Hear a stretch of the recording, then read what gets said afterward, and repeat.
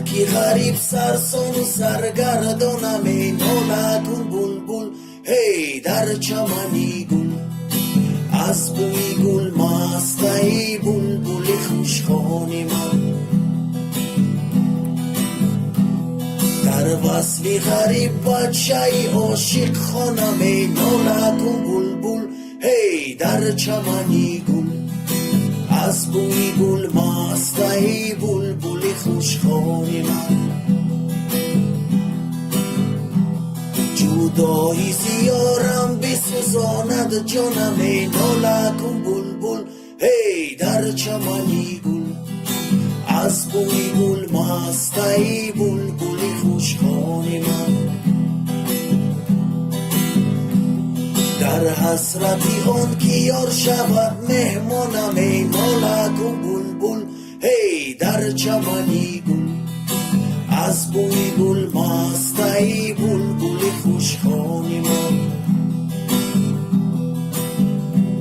به یاری عزیز حل نشود مشکلی من یار برفت و به حد خراب است منزلی من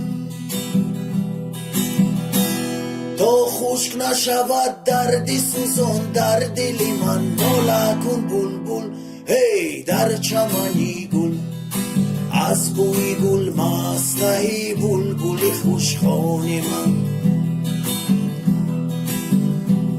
تا خشک نشود دردی سوزان در دلی من نالتون بلبل هی در چمنی گل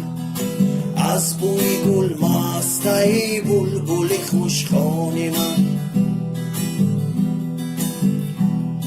از ملکی غریب مکتوب ارسال دارم ای نالتون بلبل هی در چمنی گل از بوی گل مست ای بلبل خوشخوان من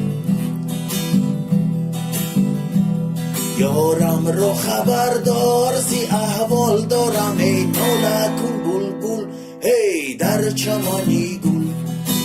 از بوی گل مست ای بلبل خوشخوان من مکتوبی دلم هرگز با یارم نرسد نالتون بلبل هی در چمنی گل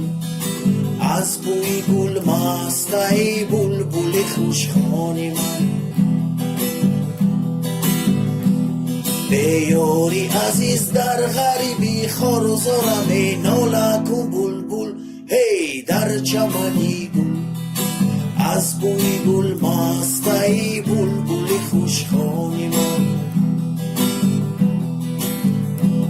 تو باشد در جام شراب و باده من تا زنده بود عشق پریزاده من تا تر نشود دیده دل داده من نالتون بلبل هی در چمنی گل از بوی گل مست ای بلبل خوشخوان من تا تر نشود دیده دل داده من نالتون بلبل هی در چمنی گل از بوی گل مست ای بلبل خوشخوان من از بوی گل مست ای بلبل خوشخوان من از بوی گل